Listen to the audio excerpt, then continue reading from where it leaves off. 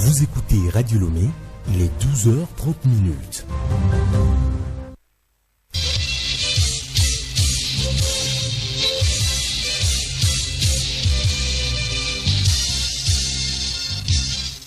Magazine pluriel. Henri Ochocho.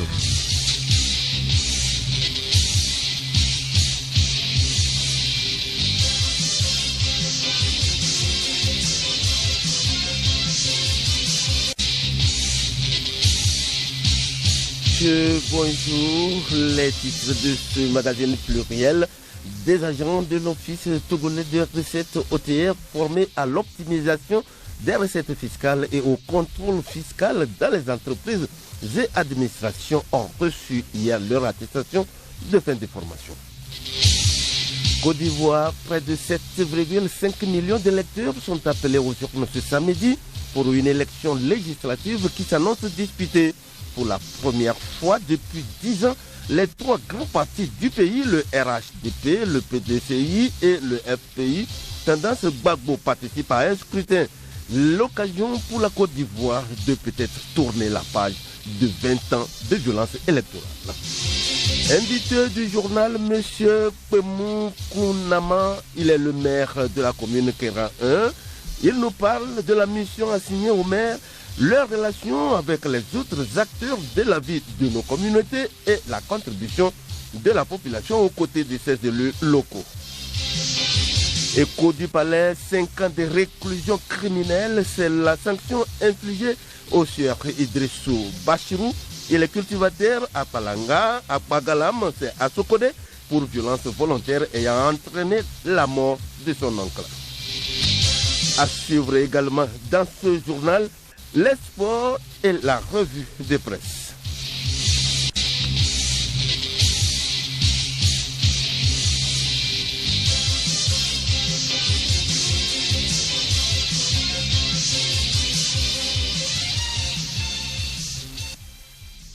Mesdames, mesdemoiselles, messieurs, une fois encore, bonjour.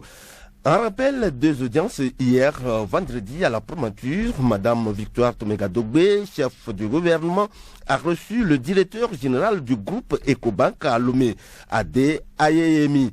Les discussions ont porté, entre autres, sur les opportunités d'emploi qu'offre le Togo, les projets de financement d'emploi ainsi que le soutien du groupe Ecobank au programme national de développement PND et à la feuille de route du gouvernement.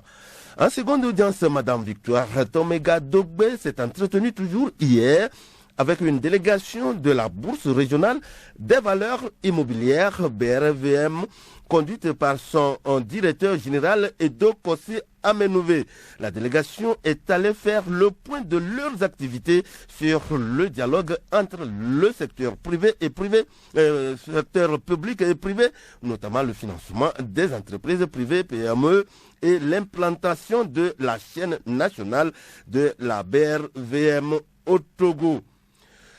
Une quarantaine d'agents de l'Office togolais des recettes OTR formés pendant 15 jours à l'optimisation des recettes fiscales et au contrôle fiscal dans les entreprises et administrations ont reçu vendredi leur attestation de fin de formation. Léontine Atogima. 85% des populations en milieu semi-urbain doivent bénéficier de l'eau potable d'ici à 2025. Tel est l'objectif fixé par le ministère de l'eau et de l'hydraulique villageoise. Les travaux de ce séminaire visent donc à débattre de la gestion de l'eau potable, de la distribution à l'entretien de ces infrastructures pour l'atteinte de cet objectif. Une initiative appuyée par l'association française Experts Solidaires à travers l'élaboration d'un projet pilote. Jean-Pierre Mahé, directeur de l'association. Le Togo va définir dans les prochains mois la manière de faire accéder aux populations l'eau potable dans les petits centres, qui totalisent quelquefois plusieurs milliers d'habitants.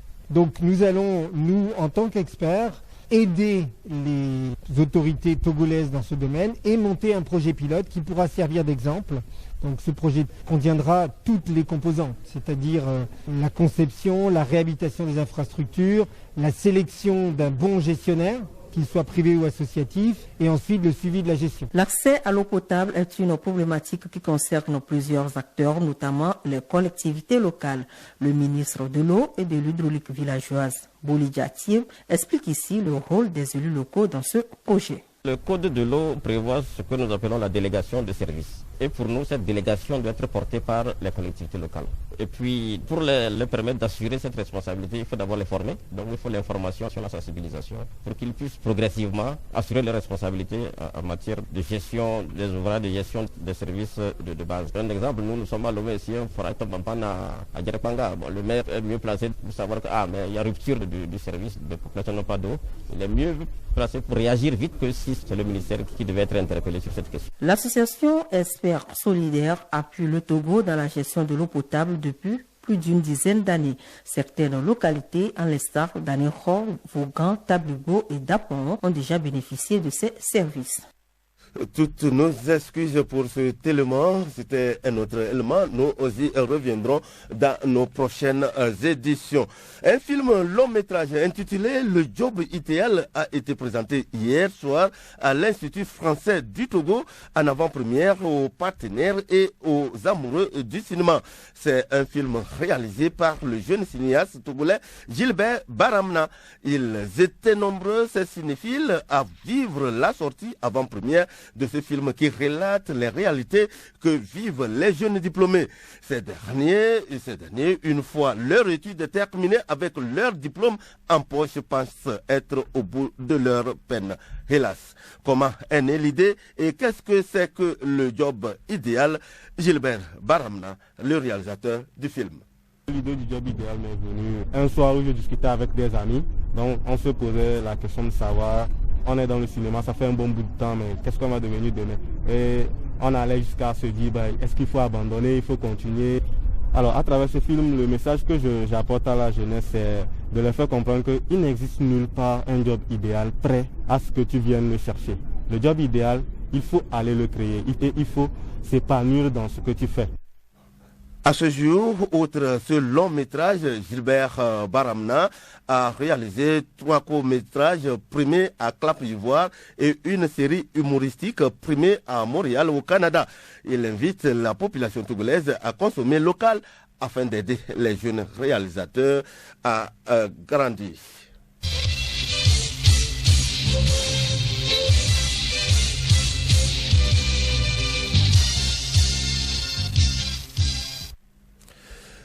Actualité internationale législative en Côte d'Ivoire, les Ivoiriens sont appelés aux urnes ce samedi pour élire leurs représentants à l'Assemblée nationale. Un scrutin ouvert à toutes les grandes formations politiques, comme nous le précise ici Charlotte Aha. Près de 7,5 millions d'électeurs ivoiriens sont appelés ce samedi aux urnes pour une élection législative qui s'annonce disputée. Pour la première fois depuis 10 ans, les 3 grands partis du pays, le RHDP, le PDCI et le FPI Tendance Gbagbo, participent à un scrutin. L'occasion pour la Côte d'Ivoire de peut-être tourner la page de 20 ans de violence électorale. Ces législatives sont passionnantes parce que ce sont dans l'histoire de la Côte d'Ivoire les élections législatives les plus ouvertes depuis 25 ans. En 2000, le RDR d'Alassane Ouattara a boycotté ce scrutin.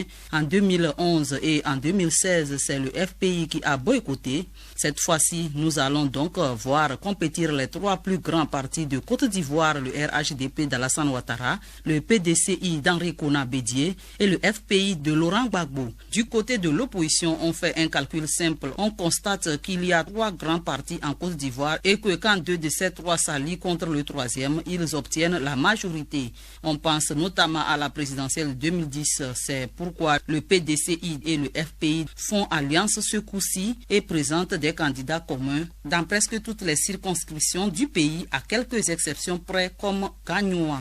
Du côté du pouvoir, on est très confiant. Certes, le premier ministre Ahmed Bakayoko est souffrant, il est hospitalisé en France.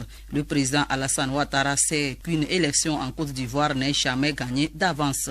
Alors il met le paquet. Il demande à quasiment tous les ministres de son gouvernement de se porter candidat à ces législatives. C'est une campagne argument contre argument, bilan contre bilan, projet contre projet. Une vraie campagne politique comme la Côte d'Ivoire n'en avait pas connu depuis plus de 10 ans. Charlotte Ahar. Toujours en Afrique, situation tendue après 3 jours d'émeute au Sénégal. Le bilan fait état de 4 morts suite à l'arrestation de l'opposant Ousmane Sonko, accusé de troubles à l'ordre public et participation à une manifestation non autorisée. Odette Ouira. Ousmane Sonko est aussi accusé de viol et de menaces de mort. Dans l'attente de savoir si les manifestations vont continuer ce samedi, l'opposant politique est en garde à vue jusqu'au dimanche. Il pourrait passer devant le procureur lundi, selon ses avocats. Certains Sénégalais demandent alors une intervention du président Macky Sall pour apaiser les tensions. D'autres demandent même sa démission ou la libération d'Ousmane Sonko.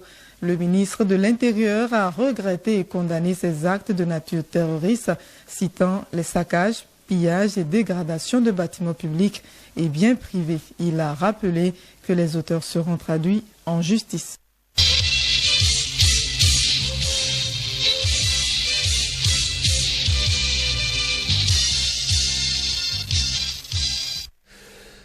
Bientôt 2 ans que les élections locales ont eu lieu au Togo. Les premiers mois, bien évidemment, ont été compliqués pour les nouveaux maires. Leur mission n'est pas aussi aisée. Que font-ils de leur journée? Quelles sont leurs relations avec les autres acteurs de la vie de nos communautés et quelle peut être la contribution de la population aux côtés de ces élus locaux? Le maire de la commune Kouran 1 répond à toutes ces questions dans cet entretien au micro de Gabriel Ayena. Monsieur Kwemou Kounama revient surtout sur l'utilité de la décentralisation et quelques projets réalisés dans l'intérêt des populations de sa commune. Monsieur le maire, bonjour. Bonjour. Est-ce qu'on peut aujourd'hui dire que la décentralisation elle est une bonne chose? Je vous remercie. Avant de répondre à votre question, je voudrais dire merci à Radio Lomé, qui est aujourd'hui la vitrine de nous, les collectivités locales, pour faire voir un peu ce que nous faisons bien loin d'elles. Par rapport à votre question, je pense que le gouvernement vit juste parce que quand on dit décentraliser, étymologiquement, c'est enlever ce qui était centralisé pour le répartir sur plusieurs choses. Et aujourd'hui, ces choses, c'est les collectivités locales. Le développement à la base, c'est une bonne chose. Et c'est là où nous saluons l'implication personnelle du chef de l'État qui vraiment a pris à corps cette décentralisation. À vous écouter, ça dit que le gouvernement a eu raison d'amener cette idée de décentralisation. Et qu'est-ce que votre commune a pu réaliser en termes d'activité et qui a été utile à la ville de Kanté, pourquoi pas? La commune Kera 1 compte 3 cantons, Kandé, Pessidé et Aponté. C'est vrai, c'est trop tôt de parler de bilan. Oui. Mais 15 mois après, on ne peut pas dire qu'on n'a rien fait. Et malheureusement, 4 mois après notre prise de service, on est rentré dans le Covid, que vous connaissez, la pandémie, et qui nous a vraiment limités dans nos actions, dans nos activités. Donc nous avons plus concentré nos énergies à la riposte contre cette pandémie. Nous avons mis les moyens pour acquérir les systèmes de lavage à main, pour organiser le lavage à main à travers les marchés et la distribution des cachinés et surtout la sensibilisation des populations, l'organisation des CVD, CDQ en comité de veille. Tout ça pour sensibiliser la population. Parallèlement à ça, nous avons eu cette chance d'avoir de petits soutiens. Quand nous prenons Kandé, on a le marché municipal. Mais dans les autres cantons que sont Aponté et Pessidé, c'est 2 petits marchés que nous voulons promouvoir. Et pour le faire, nous avons déjà commencé. Nous sommes en train de finaliser 2 hangars de marché dans chacun de ces cantons. Ça fait au total 4. Okay. Nous avons pu réaliser 5 fontaines publiques en ville. Et nous avons acquis aussi des poubelles que nous avons disposées à travers la ville. Alors, il y a 1 an, lors des discussions avec l'élu local, il m'a fait savoir qu'il y a entre-temps des gens qui viennent à la mairie parce qu'il y a un voisin qui ronfle. Et c'est à la mairie qu'ils pensaient qu'il fallait venir gérer ces problèmes. Je me dis aujourd'hui, est-ce qu'il n'y a pas de souci? Est-ce que c'est la mairie qui gère ces genres de problèmes? Est-ce que vous êtes arrivé à rencontrer de ces genres de problèmes aussi? Je peux vous dire qu'il y en a plus que ça. Ah bon? Et depuis notre prise de service, nous ne gérons que ça. Les gens vont venir vous parler de la querelle en famille, de quoi. Et c'est à juste titre. Parce que la population pense que le rôle du maire, c'est de leur résoudre leurs problèmes quotidiens. Or, en réalité, le maire émane du conseil qui est là pour plutôt poser sur le terrain des réalités qui vont dans le sens d'améliorer leur vécu quotidien. Mais ils préfèrent qu'on leur résolve leurs petits problèmes en même temps. Donc tout ceci appelle à une sensibilisation qui permettra aux uns aux autres de comprendre le vrai rôle des élus locaux. Bon, c'est vrai, nous le faisons déjà un peu, mais la pandémie, avec les dispositions prises par le gouvernement, cela ne nous permet pas de réunir de grandes foules pour leur expliquer.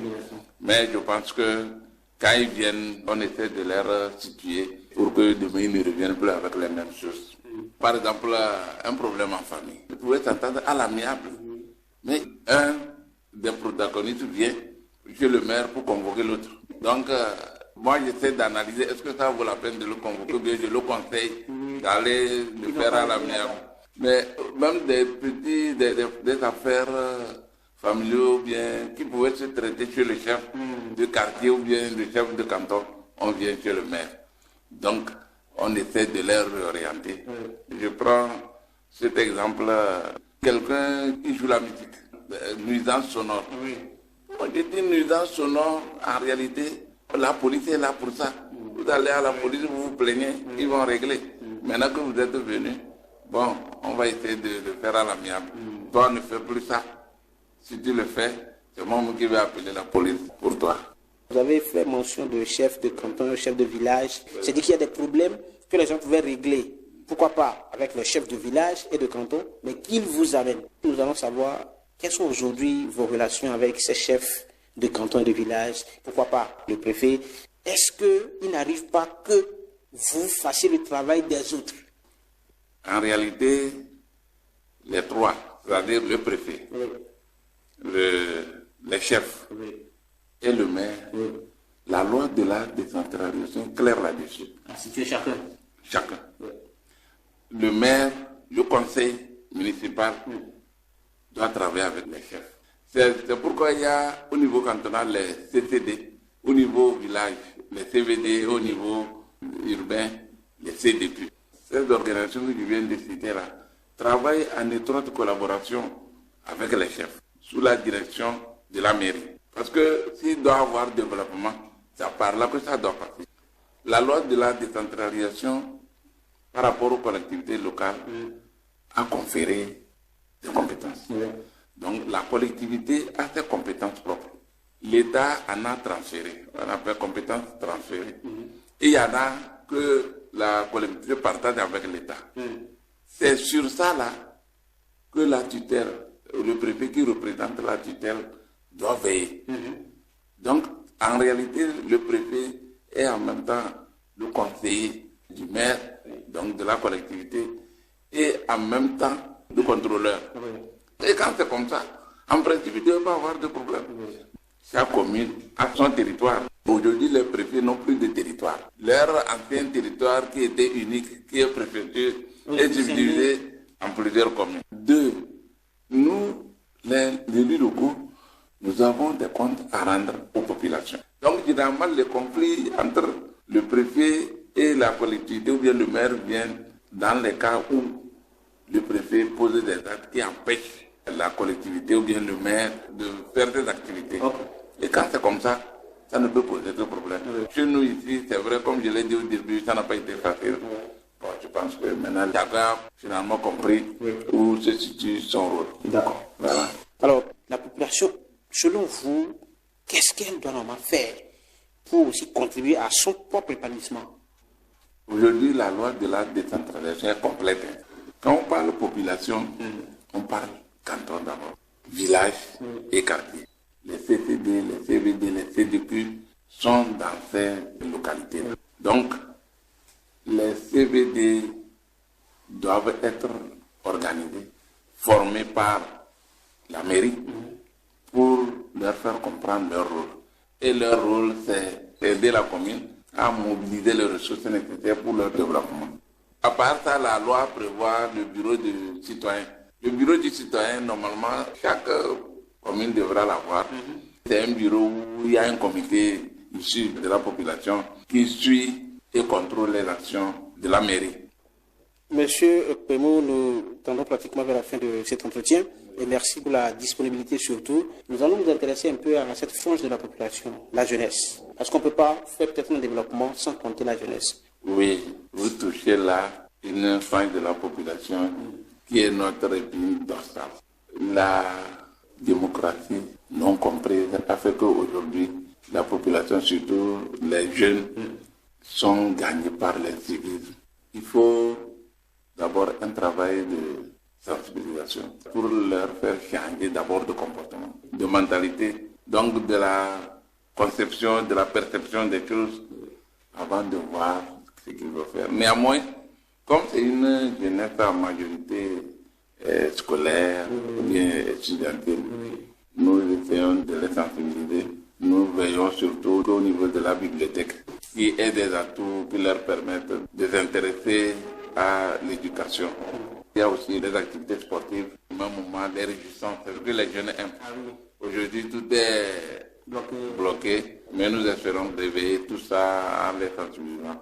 Avant votre mot de fin, quels sont les projets dans les mois à venir de votre commune, M. Pemo? Nous avons budgétisé certaines activités, comme l'aménagement du stade municipal. Donc nous l'avons commencé, à un moment donné, c'est arrêté. Nous allons le mettre en état. Il y a aussi l'aménagement de la gare routière, l'organisation de la gestion des ordures ménagères. Et aussi, nous pensons à réhabiliter certaines rues de la ville. Aussi renforcer la bibliothèque. Nous avons un projet d'y mettre un Wi-Fi.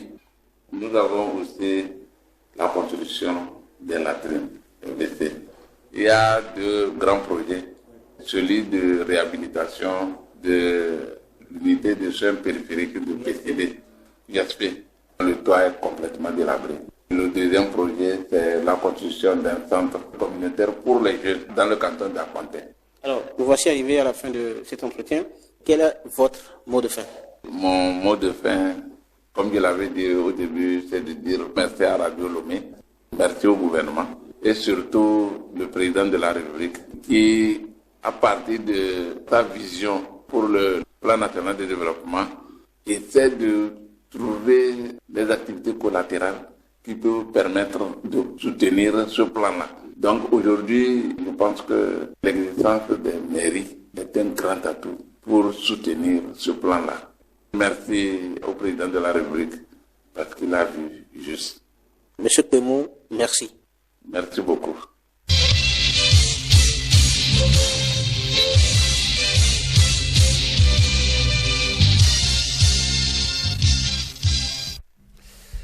Écho du palais à présent, nous l'édition en titre, le nommé Idrissou Bachirou, il est cultivateur, né en 1991 à Pangalam, c'est dans la préfecture de Tchaoudjo, est accusé de violence volontaire ayant entraîné la mort de son oncle. Il a été condamné par la cour d'assises de Kara à 5 ans de réclusion criminelle.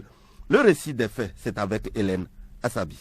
Le 5 janvier 2011, le nommé Idrissou Bassirou est allé en pâturage en compagnie de son jeune frère Kassimou Alaza dans un secteur non loin du champ de leur oncle Issa Saïbou. Plus tard, ce dernier furieux d'apprendre que Idrissou s'est encore aventuré dans la même zone de pâturage dont il lui avait pourtant interdit l'accès pour avoir laissé consumer ses bois de chauffe le 25 décembre 2010, s'est aussitôt transporté sur les lieux et a engagé une dispute avec l'inculpé. Une bagarre éclata entre les deux. Idrissou Bassirou blessant son oncle Issa Saïbou qui fut transporté à la maison et celui-ci va succomber des suites de ses blessures pendant que les parents étaient à la recherche d'un moyen pour l'évacuer à l'hôpital. Tout au long de la procédure, l'inculpé Idrissou Bassirou n'a pas varié dans ses déclarations. Il a reconnu les faits qui lui sont reprochés, mais a expliqué que quand bien même il s'était muni d'un coupe-coupe, il ne s'en est pas servi contre son oncle Issa Saïbou et que la bagarre qui s'est engagée entre eux fut la résultante des coups de gourdin que son oncle lui a administrés au dos au moment où il s'était retourné pour éviter de répondre à ses provocations. Ainsi, tant en enquête préliminaire que devant le magistrat instructeur, l'inculpé soutient qu'il n'a fait que se défendre contre son oncle maternel qui a été le premier à lui donner un coup de gourdin à la joue, ce qui a provoqué sa riposte au cours de laquelle il a pris le dessus. Il reste que cette défense est prise en défaut par le premier des deux témoins oculaires des faits, le nommé Kassimou Alaza, qui après avoir tenté de soutenir l'inculpé en confirmant ses déclarations en enquête préliminaire, s'est ravisé pour indiquer que c'est plutôt l'inculpé qui a commencé à menacer la victime avec un bâton qu'il tenait dans la main. En effet, mu par un esprit mégalomaniaque, l'inculpé voulait asseoir sa supériorité physique sur la victime, son oncle, en le provoquant. Devant le silence de ce dernier, il est passé à l'action en lui administrant à une partie sensible du corps, notamment la nuque, un coup avec le bâton qu'il tenait, et cela au moment où la victime lui tournait le dos. Cet état de fait est corroboré par les déclarations du second témoin qui se trouve être le père du premier témoin en ce qu'il affirme qu'une fois sur les lieux de la bagarre, après avoir été alerté par son fils, a trouvé l'inculpé assis sur la victime en train de lui asséner des coups de gourdin. D'évidence, il s'agit en l'espèce d'une provocation à la bagarre par l'inculpé, suivie de violences par lui exercées sur la victime, avec cette circonstance que les dites violences ont été exercées avec une arme blanche, en l'occurrence un gourdin, et une arme blanche tranchante, un couteau. Ainsi, à l'audience du 19 novembre 2019, l'inculpé Idrissou a été condamné à 5 ans de réclusion criminelle pour le crime de violence volontaire ayant entraîné la mort sans intention d'homicide. À samedi prochain.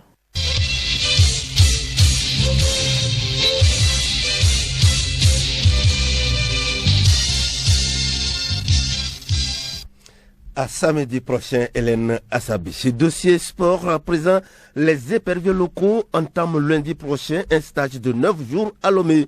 C'est dans le cadre des préparatifs des matchs des 5e et 6e journées des éliminatoires de la Coupe d'Afrique des Nations CAN Cameroun 2021. Kilim Poyodi. En prélude aux 5e et 6e journées des éliminatoires de la Coupe d'Afrique des Nations Cameroun 2021, les éperviers du Togo démarrent un stage de préparation de 9 jours à Lomé. À cet effet, le sélectionneur national Claude Leroy a convoqué une liste des joueurs locaux. Dans cette liste, on note la présence de la majorité des joueurs qui ont disputé le dernier championnat d'Afrique des Nations au Cameroun. Voici la liste des joueurs. Les gardiens, il s'agit de Adrikossi Agbeko, de Dito, Agbagla Amen, de Dito Gbenyo, Komlan Hervé, de Gbolessou. Défenseurs, Bodé Abdul, Sabou, ASK, Joya Boko Jovi, ASOTR, Issifou Moubarak, Dito, Madjeje Jalilo, ASOTR, Mustafa Bilal, Togopor, Sama Abdoulali Mouasko, Tuji Mensan Gomido, Zonon Ayayi, ASOTR. Les milieux de terrain, Amekou Dikokouvi Doji Dito, Ahoro Kparo Djari, Togopor, Akoro Bilali, ASOTR, Nyama Kate Asko, Ouzoukosi Jean, ASCK, Oloufade Kabir, Unisport, Tchakei Marouf Asko. Les attaquants, Agoro Ashraf, ASCK, Nan Yendoutier Richard, ASCK, Salifou Kosigan Christian Maranata, Ouro Agoro Ismaël, ASCK, Chatakora Abdul Samiou, ASCK. Sport dans les coulisses, l'Ivoirien Jacques Anouma et le Sénégalais Augustin Senghor se sont officiellement retirés de la course à la présidence de la Confédération africaine de football.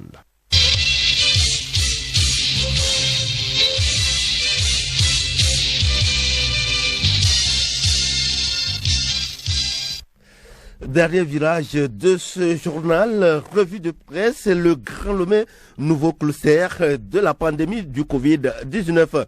S'achemine-t-on vers un retour du couvre-feu dans Lomé et ses environs? La question fait la une des journaux, j'allais dire, tout comme l'affaire Bolloré qui alimente la presse internationale. Revue de presse, une production de Léontine Atogima. Bolloré face à la justice internationale, la polémique s'enfle au Togo, remarque Vérité des peuples. Pourquoi le Togo devrait-il s'inquiéter, se demande Libération. Aucunement, le gouvernement togolais ne compte pas s'ingérer dans une affaire franco-française, indique Dunia Le Monde. Selon l'hebdomadaire, le porte-parole du gouvernement, professeur Akoda Ayewadan, l'a martelé. Cette affaire ne regarde en rien le Togo.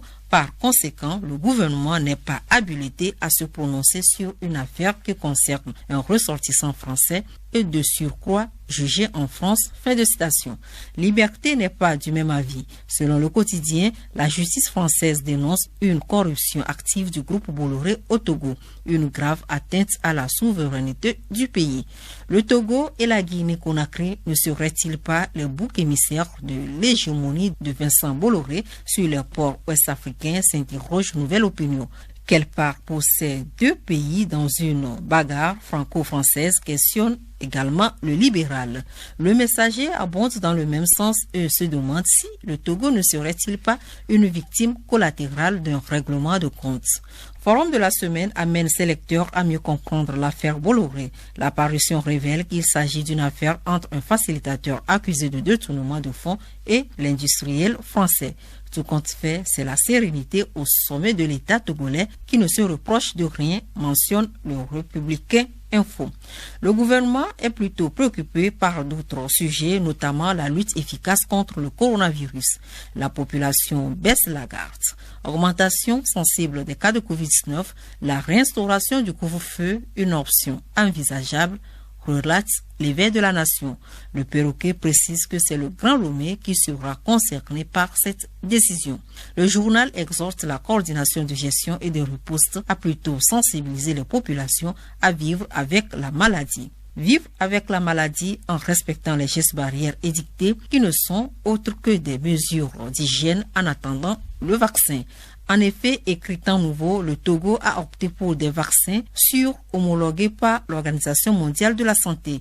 Le Togo, tout comme les autres pays de la sous-région, a adhéré à la plateforme COVAX et participe activement aux discussions sur le processus de développement et d'acquisition du vaccin.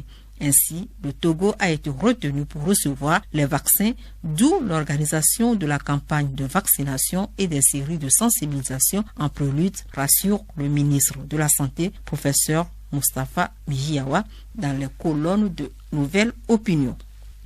Les journaux ont également fait cas dans leurs colonnes de la rentrée parlementaire des élus nationaux après 3 mois de vacances.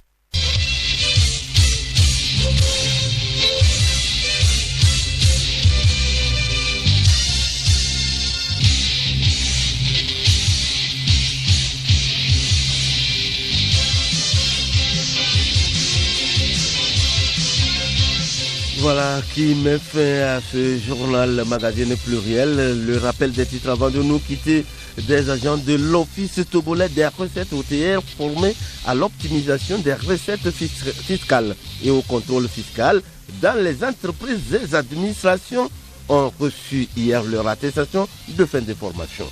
Côte d'Ivoire, près de 7,5 millions d'électeurs sont appelés aux urnes ce samedi pour une élection législative qui s'annonce disputée. Pour la première fois depuis 10 ans, les 3 grands partis du pays, le RHDP, le PDCI et le FPI, tendance Gbagbo, participent à un scrutin. L'occasion pour la Côte d'Ivoire de peut-être tourner la page des 20 ans de violence électorale. Invité du journal, vous l'avez suivi, c'est M. Pemou Konama. Il est le maire de la commune Kéran 1 qui nous a parlé de la mission assignée au maire, leur relation avec les autres acteurs de la vie de nos communautés et la contribution de la population aux côtés de ces élus locaux. Écho du Palais, c'est 5 ans de réclusion criminelle qui a été la sanction infligée au sieur Idrissou Bachirou, cultivateur à Pangalam dans la préfecture de Tchaoudjor, pour violence volontaire ayant entraîné la mort de son oncle. Merci de nous avoir suivis. Bon après-midi à tous et à toutes.